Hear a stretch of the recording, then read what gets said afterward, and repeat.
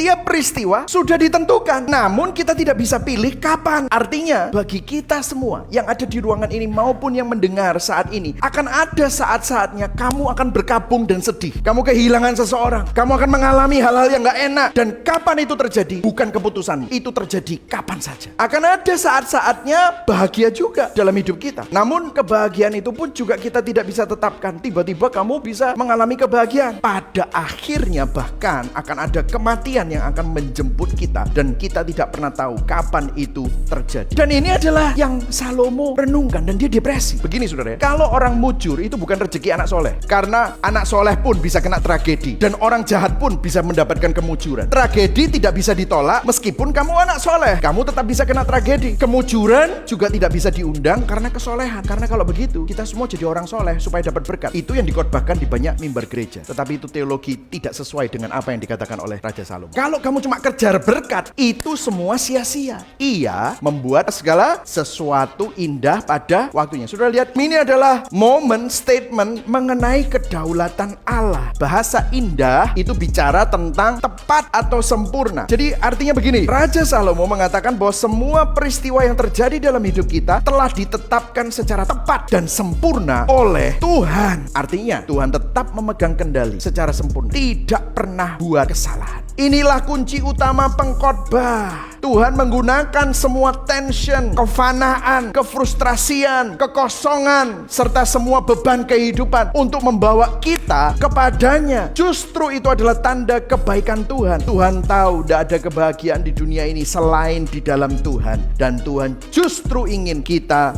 mengenal Dia. Yang setuju katakan amin. Nah, bagaimana bagi saudara dan saya yang sekarang hidup di tahun 2023 melihat bahwa waktu kita semua itu tidak sia-sia. Ketika manusia bergumul untuk memahami makna yang tepat akan waktu, peristiwa inkarnasi memberi jawaban yang tepat. Tuhan masuk kepada kesia-siaan waktu. Allah melalui Kristus datang untuk menebus umat manusia yang kekal masuk kepada kefanaan dunia. Sang berkat harus menjadi kutuk di kayu salib, yang immortal harus menjadi mortal. Sang anak Allah ditolak oleh Bapa di salib. Supaya apa? Supaya saudara dan saya menerima kehidupan, makna kekekalan, keselamatan, pengharapan, berkat, anugerah. Kamu gak bisa menghampiri Tuhan. Tuhan yang menghampiri kamu. Sekarang di dalam Kristus, segala sesuatu dalam hidup kita bermakna kekal. Penebusan Kristus memberi makna yang mulia. Ada nilai kekekalan bagi waktu kita yang rapuh dan terbatas. Karena itu, saudara, sadarlah sebenarnya waktu itu adalah pemberian dari Tuhan. Jadilah pengelola yang baik atas waktu. Sadar bahwa penebusan Kristus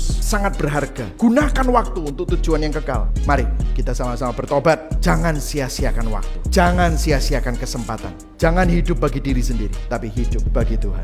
Karena Injil, kita paham bahwa identitas kita di dalam Kristus memberikan arti, nilai, dan tujuan yang kekal di dalam setiap aspek kehidupan. Karena Injil, kita tidak terjerumus dalam godaan dunia yang fana. Karena Injil, kita tidak terperangkap dalam dikotomi antara duniawi dan rohani, yang fana dan yang kekal. Semuanya rohani, semuanya plus, karena Tuhan bekerja dalam segala sesuatu, termasuk yang buruk sekalipun, untuk mendatangkan apa? Kebaikan. Berikan tepuk tangan buat Tuhan kita. Amin, saudara.